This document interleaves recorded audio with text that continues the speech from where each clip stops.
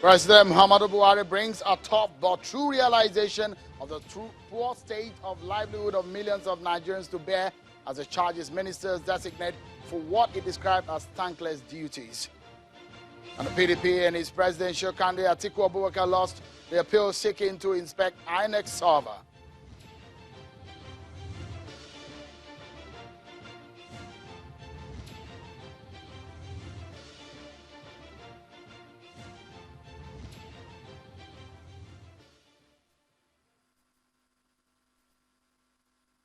Hello everyone and welcome to the program. This is Politics Today live on Channels Television. I'm Sean Kimberley at Channels Television's global headquarters in Lagos. Perhaps the end of the road for Mr. Atiku Abubakar and the People's Democratic Party, the PDP, in the bid of the party to inspect the INEC server. The Supreme Court today struck out an appeal by the PDP and its presidential candidate. The Apex Court struck out the appeal filed against a ruling of the presidential election petition called the PEPC, in which it held that the Atiku and the PDP do not have a reply to an application filed on May 14, 2019 by the All Progressives Congress APC, seeking among other reliefs the dismissal of their Atiku and the PDP, that is, petition challenging President Muhammadu Buhari's victory at the 2019 presidential election.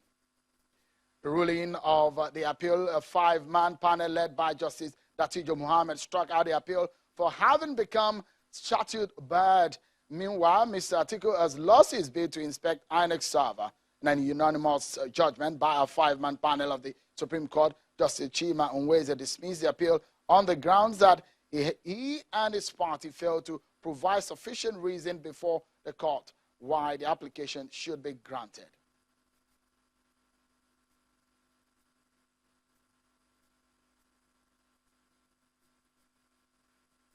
But that's our first check of some of the top political stories we're following for you. But these are some of the others on our political roundup.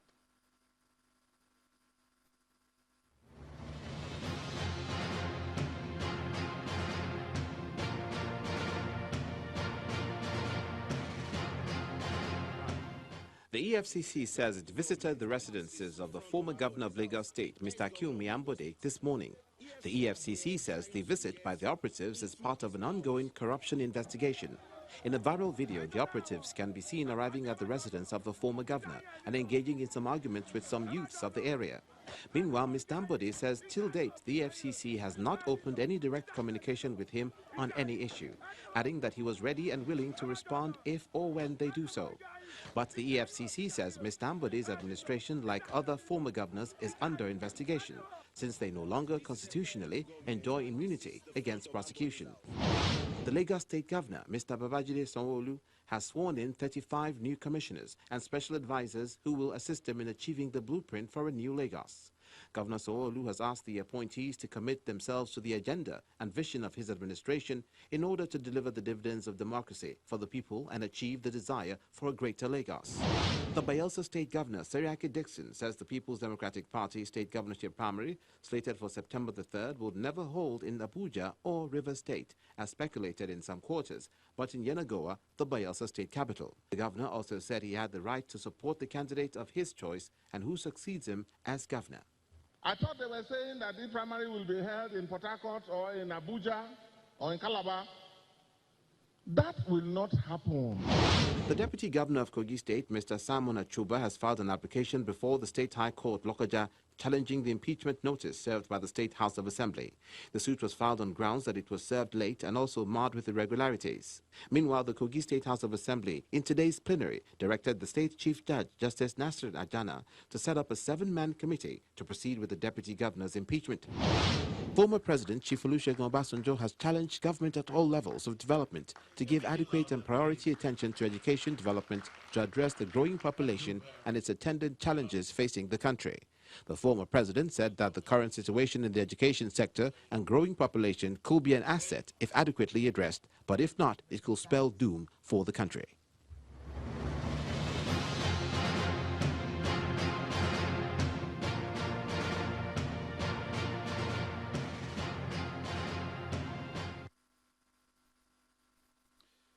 And now to our discussion of tonight, everyone. President Buhari's ministers are now ready for swearing in tomorrow, and that perhaps signals the beginning of work for the cabinet in the president's second term in office. Today, the presidential retreat in Abuja ends in preparation for the swearing in for the ministers tomorrow, welcoming them into the Federal Executive Council. So today, President Buhari was perhaps very direct and frank in some of the stark reality confronting the nation. President Buhari says the majority of our people are poor. Take a listen to him.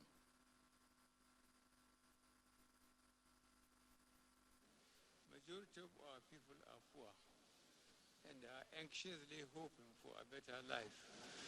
A Nigeria in which they do not have to worry about what they will eat, where they will live, or if they can afford to pay for their children's education or health care. Our responsibility as leaders of this great country is to meet these basic needs for our people.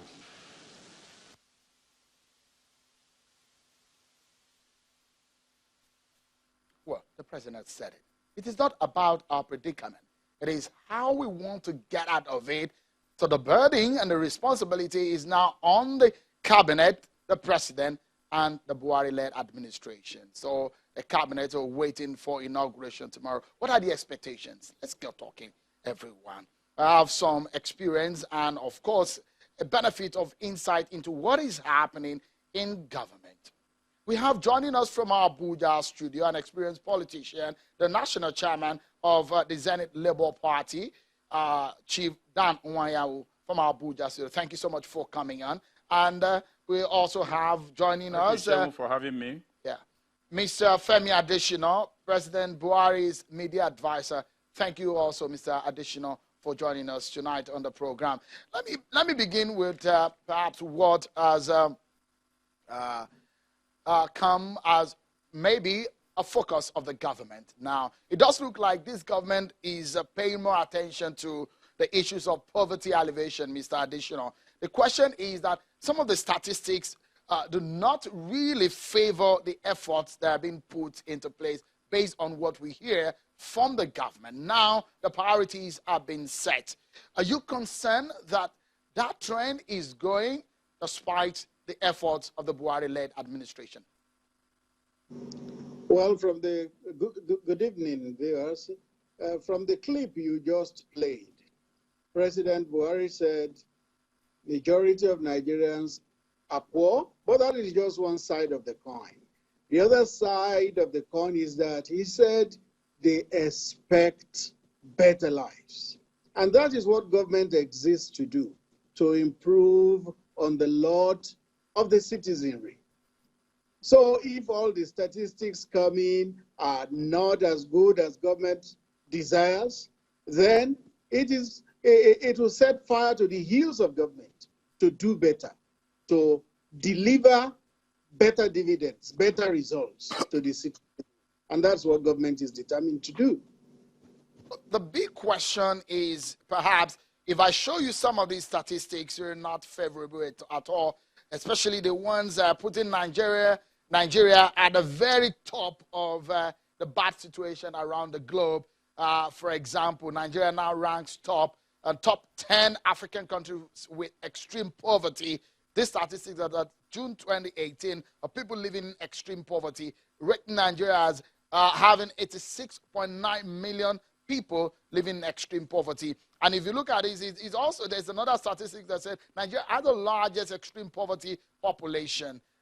So these statistics, Mr. Adesina, the question is that the president has charged his ministers that they should work. The question is, how are you attending to this? Well, you also had the president on Democracy Day saying the government has a target to take 100 million people out of poverty in the next 10 years. If poverty didn't exist, that target would not be there. Now, with that target having been set, there will be blueprints, and those blueprints are being formulated. The number that will be taken out of poverty per year, per quarter, per 2 years, till we get to that 10-year target. And for most part of the retreat that held yesterday and today, those were the things being trumpeted to the ministers, that each of them, each ministry, must contribute its quota to taking people out of poverty, that they were not just in government to parade the tag of ministers. It was work to do, and it must redound to taking people out of poverty. Let's hear from Chief Dan Nwanyanwu. He's being on the issues of policy and governance and also in politics. So he understands the dimensions. If you take a look at the areas of discussion, especially today, they are very interesting areas that have been discussed. The question on the minds of a lot of Nigerians is how these will culminate into real, tangible evidence on the lives of Nigerians. Chief Nwanyanwu, with some of the priority areas of this government, are the issues raised really at the heart of the problems of Nigerians? Yes, thank you, Shehu. The fact that most Nigerians live in extreme poverty is no news. The fact that most Nigerians are unemployed, those that are employable, is also no more news. It is also okay that Mr. President has identified that as one of his cardinal programs in his second tenure as president. But what we should address our minds to is how do we get these Nigerians out of poverty? There are critical areas of the economy that the president will ensure that are given priority. He has made his choices. Now, how he will put these choices into effective use is another thing. For example, we have been having problems relating to power. We have been having problems relating to infrastructure. We have problems in different sectors of the economy. You must put square pegs in square holes, round pegs in round holes. We have some of the ministers that are coming back. For example, those that are experienced. We have somebody like, for example, Fashola, who handled 3 ministries, which are considered to have overwhelmed him. But if you rotate him between works and power, leaving him with 1 ministry, I think he can do the magic he did in Lagos. We should not over-label a particular person in different ministries. He's a capable person, he's very efficient, he's knowledgeable, and he's accessible. So leave him in 1 ministry between works and power. We have somebody that should also fit in the main source of our income. We are talking about the petroleum ministry. The president should look at it very critically. We have somebody, J.D. Agba, who amongst all the nominees appear to me to be the best, who has passed through the system, who has experienced the system. Who knows? You saw how long he stayed in the Senate to convince everybody that you understand the sector. We should not make the mistake of putting a greenhorn into that ministry, because that is the source of our income. So J.D. Agba will sit in there and do the needful. We should also not put people in certain places that they had problems. Somebody like Dr. Ngige, I don't think he should be taken back to labor. He's a medical practitioner, very experienced at that. Take him to where he'll be useful. The man in aviation did well. So put the square poles, square pegs in square holes, so that we can now achieve the dream of the president. If we do not do that, it will be like giving appointments to people just to satisfy them as a party patronage. We must address the economy. We must address unemployment. We must try as much as possible to be sincere and honest in our drive to empower Nigerian people towards getting them out of poverty. It is not a situation, because we have had a lot of things that happened, even as it affected the IDPs. Some of the funds did not get there. It entered in it got to private pockets. So these are some of the things that it is not enough that the president will say, I rely on you, you must do this, you must do that. The president must also have citizens' desk where complaints coming from different ministries and from government agencies and NGOs will come straight to his desk. Let me pause you for a moment, and we'll take our conventional break. But when we come back, we'll dwell on the target and the task before President Muhammadu Buhari's administration and his team. Right here on the program, we'll talk more when we come back from this break. Join us again.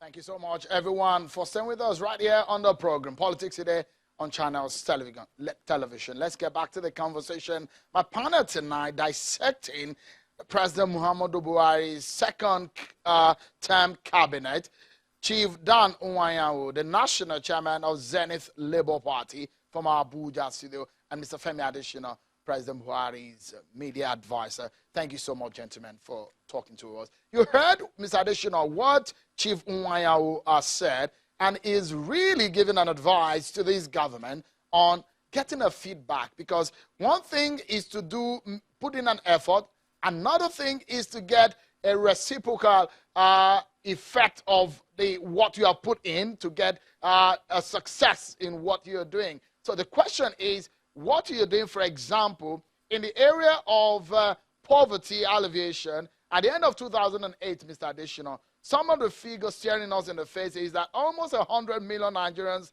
live in extreme poverty, precisely 90.8 million, about the half of the nation's population.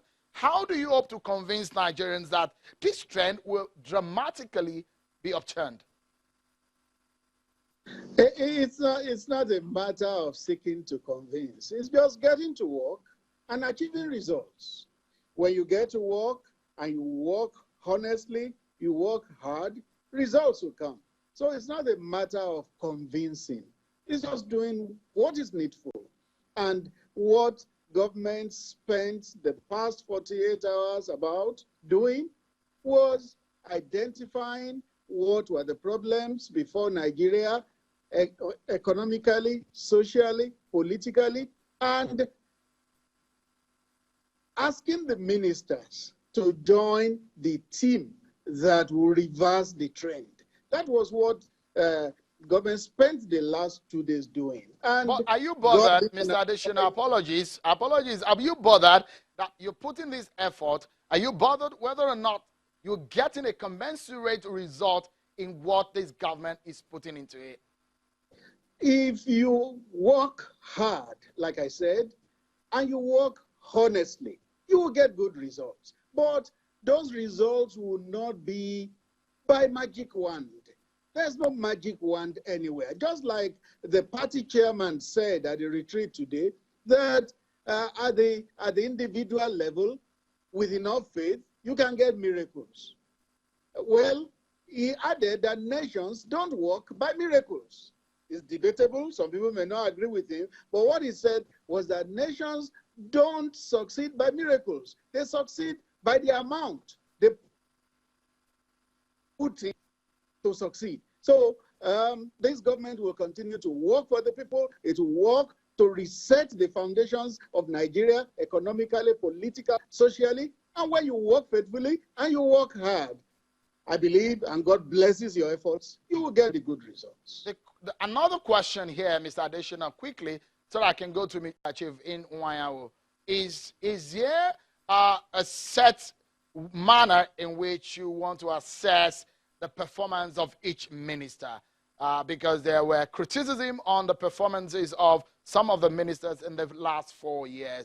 How is this government hoping to assess the performance of each of these ministers? Well, criticisms will always come.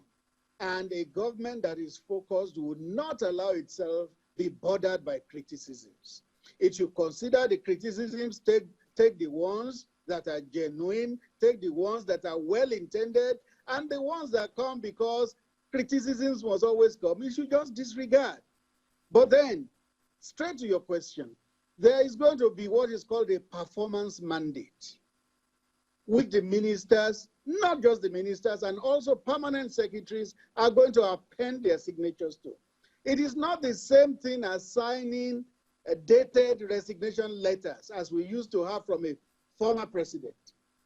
That is not the same thing. There is going to be a performance mandate, which after swearing in tomorrow, they will append their signature to show that we identify with this and we are ready to be part of it. So it's going to form a great part of the monitoring and evaluation that will then come periodically as they serve.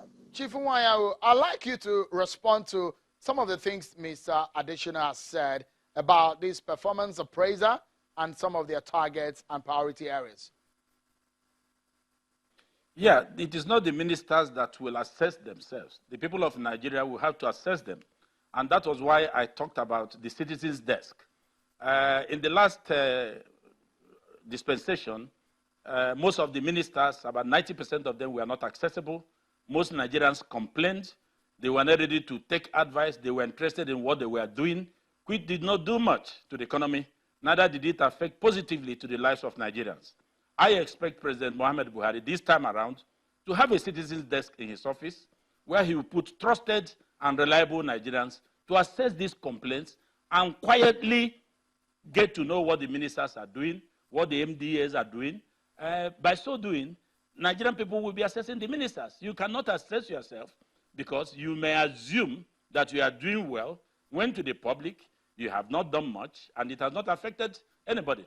It is critical that government pays attention to some of these areas I mentioned entirely and address the issue of security more, the issue of unemployment of our youth, the graduates. These are areas that government must address very quickly. And if there are things that will stop our money from flowing, for example, there appear to be some disturbances I read that has to do with the Niger Delta Economic Empowerment or Enhancement Program, which, of course, they have been abandoned for some months. These are critical areas government has to look at. Government must put the right people that will tell the government the truth, that will tell the president the truth. These ministers should not go to council to placate, to garnish issues that are not real. You can only look at the president and say, Mr. President, I have a problem here. I suggest this is the way we can do it. Nigeria needs people that are very serious to get people out of poverty, which is the cardinal program of the president this time around. Perhaps we should go to Mr. Adesina, and there is being a concern, Mr. Adesina, on trust in governance. For example, the memo that came out about to the FRS boss saying that there were discrepancies in what has been collected and what has been reported. A lot of Nigerians have reacted that there's perhaps no trust that could be given based on the fact that what they are being told and what is reality is far-fetched. Mr. Adesina, quickly, your intervention on this. Well, it's not time for cynicism in the country. It's not time for skepticism. If you want to be cynical or skeptical, well, you have a right to it, but it wouldn't do you good. Now, will it do the country good? Once there are explanations, the best thing is to accept them and together move forward to reposition Nigeria. That is what matters, not unnecessary criticism for the sake of criticizing. Mr. Femi Adesina, thank you so much for joining us. We'll be looking ahead of the inauguration of the ministers tomorrow and their swearing in, which we understand will happen at about 10 a.m. tomorrow. All the best in the next 4 years. We understand that you are also being reconfirmed. Chief Nwanyanwu, the national chairman of the Zenith Labour Party, always a pleasure having you and the benefit of your experience in politics and governance. That's our show tonight, everyone. Many thanks for watching. I'm Sean Okimale. Bye-bye.